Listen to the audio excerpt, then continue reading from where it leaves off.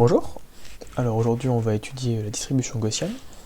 Donc on nous rappelle que la distribution de probabilité d'un vecteur aléatoire gaussien est donnée par cette formule ici, en fonction uniquement de sa moyenne et de sa matrice de covariance. Donc ici on doit dessiner le graphe et les lignes de niveau de πx avec ces valeurs-ci pour la moyenne et la matrice de covariance. Donc ici, hop, je vais créer mon mesh grid avec xy pour simplement afficher le plan. Là je rentre la moyenne x bar et gamma x, donc c'est l'identité ici, donc je mets l'identité. Donc ce que je vais faire, c'est là c'est juste des graphes que j'introduite pour simplifier les calculs. Donc là je rentre en deux fois l'expression de πx en développant un petit peu, c'est un petit peu long. Et ensuite je mets juste z, et le premier terme ici correspond en fait à la racine, et le deuxième terme correspond à l'exponentielle. Donc je multiplie les deux pour avoir z, et après je fais juste un plot de surface et des lignes de contour pour z. Donc là je vais run la simulation. Hop, donc on va tracer pi de x, donc c'est en effet un bon vecteur gaussien. On voit une courbe gaussienne de R3, et on voit bien que, surtout par au-dessus, qu'elle est centrée sur 1, 2, ce qui est très logique, parce que x bar vaut bien 1, 2. Donc c'est à ça que correspond, enfin la moyenne, c'est là où la gaussienne sera centrée. Et on a aussi les lignes de niveau qui sont représentées ici. Donc ici, ce qui est en jaune dans le code couleur, c'est ce qui est la valeur la plus grande. Donc ça correspond aussi en fait à la gaussienne, comme si on la voyait par au-dessus. Si on met les deux images comme ça, en fait, on constate que c'est les mêmes images à peu près. Voilà. Donc maintenant, on vous demande la même question, sauf que le vecteur y, il s'exprime comme ça en fonction de x. Donc on va le faire. Donc ici, j'ai défini les matrices que j'ai appelées A, c'est la matrice de rotation d'angle pi sur 6, et la matrice B, c'est celle-ci.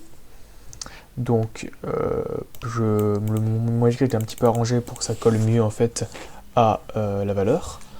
Et ensuite j'arrange juste en fait les nouvelles valeurs pour gamma y et pour y bar en fonction des matrices A et B que je définis ici. Ensuite pareil, premier terme, deuxième terme. Et on plotte le z, vous prenez le terme y et le deuxième terme y, et mêmes instructions. Donc on va voir ce que ça donne.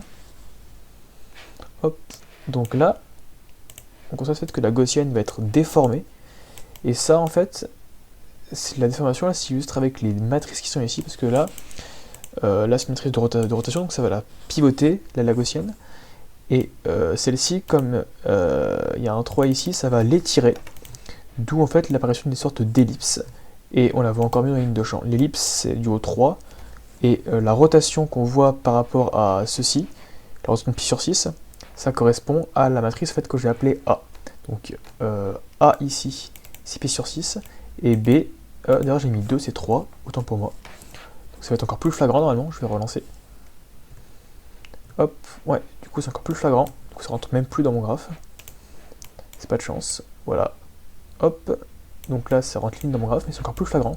Du coup c'est étiré avec le 3, et l'angle qu'on voit bien ici par rapport à la verticale, pi sur 6, ça correspond donc à le 3 qui est en position 2,2 de la matrice.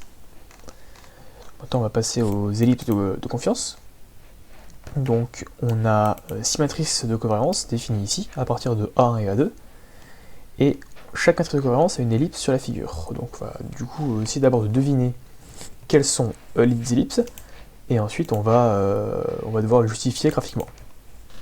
Alors déjà, celle où c'est un cercle, on suppose que c'est le cercle unité, c'est gamma 1, parce que c'est gamma 1 c'est la matrice d'identité. Gamma 2 c'est celle qui est juste autour, parce que c'est juste 3 fois gamma 1, donc ça étire pareil de chaque côté, donc ça va juste étirer l'ellipse, donc x3 normalement, là c'est pas trop à l'échelle on dirait. Alors gamma 3, on a A1 fois gamma 2 fois A1 transposé, donc ça veut dire qu'on va appliquer la transformation A1, et on voit que A1, comme avant, il y a un 3 en dessous, donc ça va étirer l'ellipse, mais ça va, en fait, oui, ça va l'étirer, mais ça va pas la pivoter. Comme le 3 il est ici et pas là, ça va l'étirer verticalement. Et on rajoute gamma 1, donc ça va être probablement l'ellipse qui va être ici, donc verticale.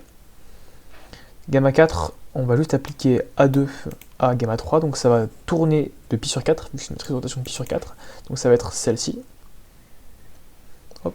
Gamma 5, on va sommer gamma 4 et gamma 3, donc en fait on va juste faire la moyenne entre ces deux-là comme si on sommait tous les vecteurs en fait, donc ça va être juste l'ellipse qui est ici. Hop là. Et gamma 6, on va pivoter de pi sur 4 gamma 5, donc ça va être celle-ci. Donc maintenant on peut vérifier ça graphiquement. Donc là j'ai créé les matrices A1 et A2. État j'ai mis 0,9 parce que j'ai mis ma matrice de confiance à 90%. Là je crée toutes mes matrices et là je dessine des ellipses de couleurs différentes pour chacune. Donc on va run ça. Hop, du coup là ça paraît pas circulaire parce que les échelles sont pas les mêmes en haut et en bas, mais c'est des cercles. On a bien ici gamma 1 en bleu, gamma 2 en rouge, gamma 3 en jaune, gamma 4 en magenta, gamma 5 en vert et gamma 6 en gris. Voilà pour ces exercices.